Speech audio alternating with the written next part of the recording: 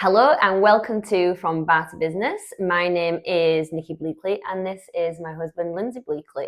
For those who don't know, we are a husband and wife working duo. Today, Lindsay is going to be asking the questions. Yes, How are you today, by the way? I'm good. How are you? Oh, fantastic. Good. Glad to hear it. Yeah. Okay. What are you going to hit me with? Today, I just want to talk to you a little bit about your entrepreneurial spirit. Ooh, Um, spirit. yeah, just your nature. Ah. Your nature. I sense from you, you've always felt a little bit different in that respect from most people that you encounter. So I want to know, in the first instance, when did you realize you had an entrepreneurial nature? Um, I actually didn't realize what that feeling was until really late in life. Hmm. So probably Explain what that feeling is. the feeling is that I always want to create fabulous things. I can't. It's really hard to pinpoint. So I'd be like, a big example is when I was on Princess Cruises, and I was on a contract where a lot of the other dancers were coupled up. They were nearing the end of the contracts. They were retirement dancer age. Yeah. And I found myself like on my own a lot, and there's quite a bit of spare time when you're a dancer. And I felt this unsatisfactory feeling. I was Mm-hmm. never quite satisfied. I was always thinking like what I could do next, and there's just like this feeling inside of me that I can do more than this. And not that we weren't having I was traveling the world, it was incredible, but there was like I want to do something more than this. Was always this like feeling inside me. But I didn't know what Yeah. that feeling was. So you're on a And cruise, relaxing, going to yeah, beaches, and there going was, to and I felt, and I've dancing on stage. not the dancing side of it. The dancing in the shows was the best thing ever, but the downtime where a lot of the people around me would really sort of lean into going and sunbathing on the front deck, and I was like, I do not want to go sunbathe. I don't Yeah. want to. I find that kind of thing boring to an extent. It doesn't engage me. I don't like to lie flat laying at the sun, looking at the sun. So what happens to you when you're lying flat, relaxing with no responsibilities in a tropical I have to island? take deep breaths to force myself to stay there. But How that's do you mean? No, explain that. Like you have to take deep breaths to force yourself to stay. For why? What's going on in your head? that I could be doing something way more productive. It's like this innate urge to be productive. Yeah. That So like that's the first time I felt that feeling. But like if you want to know where like the sort of I guess work ethic comes from, I would say that comes from like much Well, that's my earlier. next question. Oh, I'm sorry. still exploring this sort Oh, of all right. what does being an entrepreneur feel like? I So you've described already having this restlessness, um, and this sort of yeah, which continual I am. urge to be doing something. Yes, and so I when I was on that ship, I was like, right, I'm going to contact. I'd been in Edinburgh beforehand. I was in Edinburgh and then went away and did another contract. So I contacted everyone I could possibly find Uh-huh. to see if I could come back and start making something out of something else. But I didn't know what the something was. I didn't know what I was going to be doing. I didn't know where I was heading, but I knew that I wanted to start something that was a bit faster paced, something that was like taking me up a mountain. I didn't know what the mountain was, but I needed to climb up some sort of mountain. I didn't want to just go like along a straight line. Yeah. And Is that how you see it? Like a yeah, straight line, just in a job, doing a job, going in a straight line, following, yeah. I going guess through the it's like motions. creating things that people can as I came to like start the classes in the school, it was understanding like something clicked that when I was delivering classes, I was like, oh, you can create things that people come to that they enjoy and more people want to come and I can spread the love. It Yeah. was that. Yeah. But it doesn't go like, I'm not a deep person. No, It doesn't really go any deeper than that. I was like, oh, right. So this is really fun. Right. So I found like fun in it. So we've jumped forward a little bit to when classes started, but I was like, oh, right, this is fun. Okay, so now I can add that class onto that. And these people are older and they can do that bit. And then I can do that on that day. And then that, and they love that bit. And oh my gosh, I can get that teacher in. And then like it all just started to, and it's exciting and and I can see people really liking what they come to. And then you're like, well, they really like that. So I can add this on. And it was like an excitement of seeing the development and the snowball starting to snowball. I was like, ooh, this is fun. So one thing you say to me a lot at home is, I don't want to plod. Don't make me plod. Don't make me plod. What do you mean by plodding? Plodding is when there is not something that is starting, there's not something that's exciting that's happening alongside. Something we used to say mundane. Like the same day to day. I don't want to be in a rhythm. Okay. Because rhythm means that you can't come out of the same circle. So to me, I see a rhythm as a circle and you go, whoop, Monday again, whoop, Monday again. So I like to throw some cannonballs in the middle of that week that spices things up and we go on a new adventure. Are you addicted to the pressure? Oh no, I'm not addicted to the pressure. I'm addicted to the excitement of moving something into a different level. Yeah. So there's an element of, we're going to commit to deliver something and now I need to make sure that happens. Yeah, I like that. I enjoy that. That's pressure. Yeah, but I'm not addicted to it. That's a really strong word. Okay, yeah. But you enjoy that, the pressure of having made a commitment and then delivering on that commitment? Yes. Yeah. Okay, cool. And where do you think that came from? Oh, I don't know. I knew you were going to ask things like this. I don't know. So it was... Do you think you were born with it? It was inbuilt in you when you were born, or do you think it's something that's come from observing as a child how you were brought up? I think there's definitely an element of upbringing that my mum can never, ever let anyone down. Ever. She can't let anyone down. She cannot be late. She can't be late. She can't be late. And obviously I was around that. And then I think that I remember my dad ran his own produce round business, which was he would have in the garage his potato shelf and a big scooper. And I remember this sound distinctly on a morning. I've told you this before. And it used to be, I don't know what time it was. It felt like it was in the middle of the night when I was a kid. It'd be like, and he'd scoop the potatoes and I'd hear him roll into the sack. Yeah, and 5 in the morning. Oh, I used to just hear that on repeat. But then the potato bundles. Yeah. And he used to fill his van, and we used to have little baskets with his chicken in and his eggs in and his carrots and his broccolis. And he used to go around knocking door to door. And he would sell fresh produce. And sometimes I had to go in the van with him and get out and put the baskets on and knock on the door. So my dad had a really great sort of work ethic, and he always got up really early, and then he transferred into being a lorry driver. And 4 a.m. starts in the Monday. Yeah, and he's so disciplined with it. He's just very disciplined, and he was disciplined with us as children. If we were committed to, for me, it was dancing. For my brother, it was cricket. And if we're doing it right. Yeah. There was no messing around. There was no half-hearted. There was no, it's like, if we're doing it, you're committed, and we're doing it well. Yeah. So I do think there's an element of upbringing of me wanting to deliver things well, and I can't be late. Oh no. We know that, don't we? Yeah. We can't be late. When did you marry me? I don't know. It's a big question.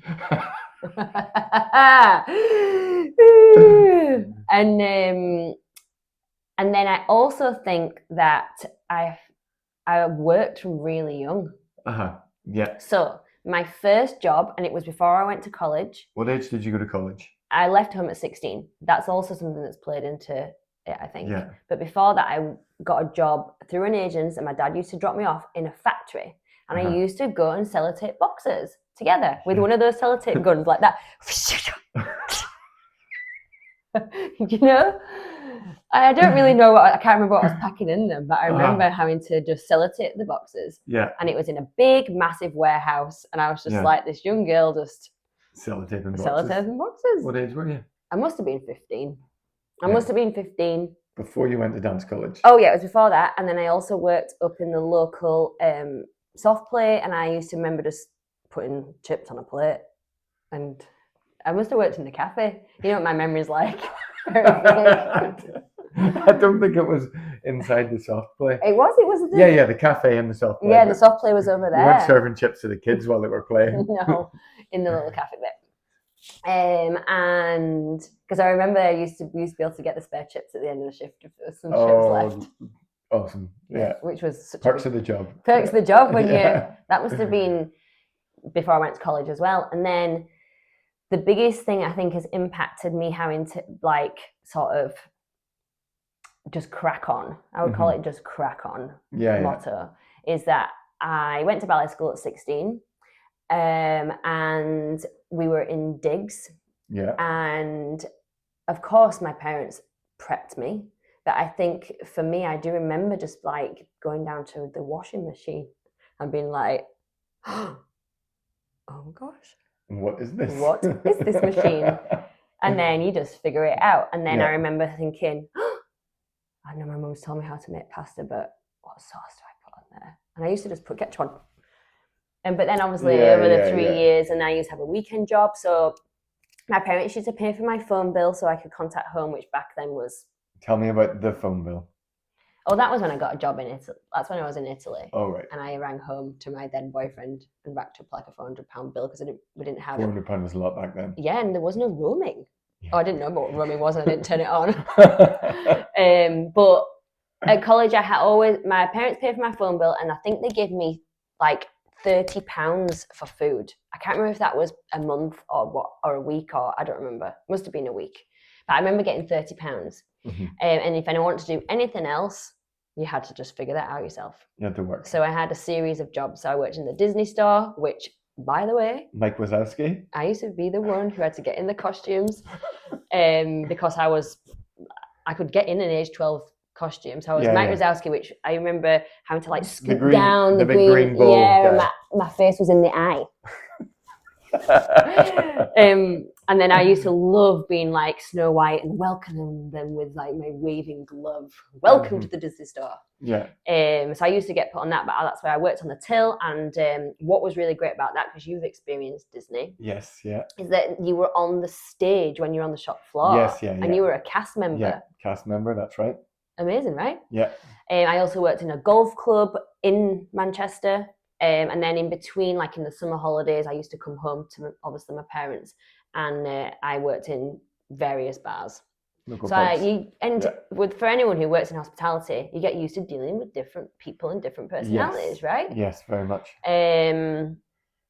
So I think that I was always given the space to figure out how to fend for myself. Yes.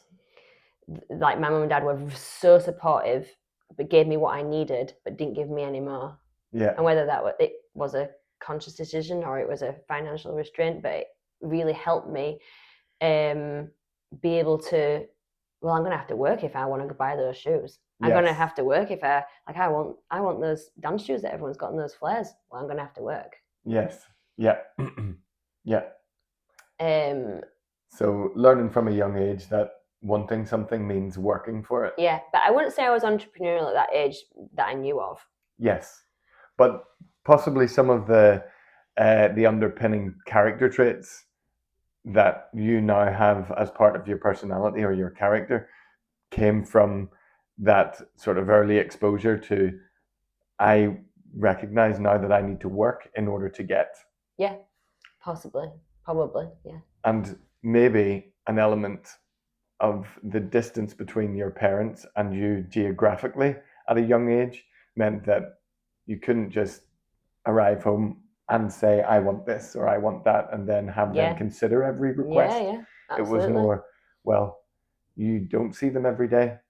Sometimes if they'd seen the state of my kitchen, they would have been very disappointed in me in the first year.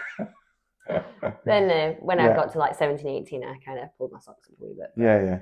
And then what age were you when you decided, right, I have done enough of the cruising around the world, back to that, cruising around the world where I've got lots of leisure time and I love the dancing and the work, but the leisure time and the idleness and the not enjoying that aspect anymore was outweighing the joy you were getting from the dance, and then you decided that you wanted to do more with your time? I was 24. 24. Yeah. Okay. And then I came off that last cruise ship contract back to Edinburgh. Yeah. There's a whole heap of stories in amongst that we probably don't want to dive into No, today. let's not do that today. And we haven't touched on when, before I went on that last cruise, I was living out my car. Oh, yes. Yeah. Let me get the timings right in my head. Yeah, that was before I went on my last cruise. Yeah. I ended up being in a situation where I didn't have anywhere to live, so everything was in the car. I had a couple of nights that I slept in the car, but I used to just message anyone I knew, which I didn't know anybody. So I ended up messaging someone that I worked for and said, hello, please may I sleep in your room sometimes, in your house sometimes. And then when I was doing gigs, I ended up doing some dancing gigs, I would stay at a friend's in Kilmarnock in her single bed with her. So that was a very steep learning curve. Yeah, mid-20s, finding a way to get by. Yeah, in my mint green... Chikachenko. No, it was a Fiat Punto with cow print seat covers and it only had 4 gears. It was awesome. It cost me £100. Yeah, it was my house. It was my home. I lived out of my car. And yes, so then when I came back, I started teaching, and then I just decided one day, I was like, I can just do this myself. So I sat with a friend, created a name, and I think it's having the sort of belief in yourself that I'm just going to do this. I'm just going to do it. I created Dynamic Dance back then with that crazy like figure lady that it wasn't even clear. It was fuzzy. Yeah. The logo was fuzzy. It wasn't clear. It wasn't crispy at all. No, she was really fuzzy, that lady. Yeah. But she was a logo for years. And it felt really natural. It felt really natural to do that. Yeah. That is a lot of years condensed into a very short space of time. Well, this was just about your sort of recognition of your entrepreneurial nature and where it came from. So yeah, and I also, as I got older, lost the fear of being a total pain in the ass.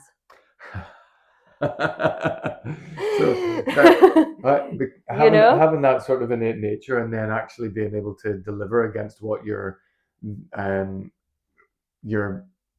nature wants you to do. Yeah. So you feel this urge to get involved and be driving something, but then having the balls to be able to be direct and disciplined and say it how it is, and maybe say some unpopular things, not always be the nice guy. Yeah, you have to. Yeah. You have to have courage to do that, and also have courage that I was talking about in my last podcast, that I would find myself, and I found myself in my last cruise contract quite a lot, being in conversations about the leaves on the tree that day. And I found that I was like, oh my goodness, I can't have this conversation because I could be doing something so much more productive. And I found myself in those situations a lot where I would be like having a conversation. Yeah. And inside I was like wanting to sort of run fast. I wanted to like run. It's like I would be like, oh God, don't want to be in this conversation. Oh my gosh. And I used to get that feeling quite a lot. And now I have the courage to not, I of course have conversations, but if I'm finding that it's not using my time well and stimulating, I just take myself out of it. Yeah. Because time is precious, every minute. Yeah. You know? There's a lot of commitments that you make on a daily basis to support different people in the sort of development of lots of different areas of the stuff you're working in, and there isn't a lot of time for idleness and reflection in that environment. So I think one of the things that I observe in you as your husband is how is that? Oh, it is a journey every day, and a wonderful journey, of course. But one thing I observe in you is your forward-looking nature. I don't know if that's got anything to do with entrepreneurialism, but for you, you've got a a very strong sense of what needs to be done next. What is the next thing that needs to get ticked off? Yeah. You're not I can great at remembering details of things that have happened in the past. Oh no, I mean, I'm surprised I remember these stories. Taking you a month of reflection. Yeah, just I had to pull these out really of your... dig deep. However, one thing that I know, and I can feel that it comes quite naturally, is I can feel when things are floating. Yes. Yeah. So if I could picture like all the projects and all the things that are going on all around us and what we're doing are like on a little tiny island on some water, and some islands are floating forth, and I can feel it when that island is not moving. When it's static. Yeah, I can feel it, and I'm like, that island has not moved for a week. That island's not moved for 2 weeks. So what we're going to do about that? Let's move it forward. I can feel it, and I see it around me all the time. I see everything. I see all the islands. Some static islands and some moving islands. And some are moving probably a little bit too quick. We need to pull it back because we don't quite know what we're doing. And I can see it.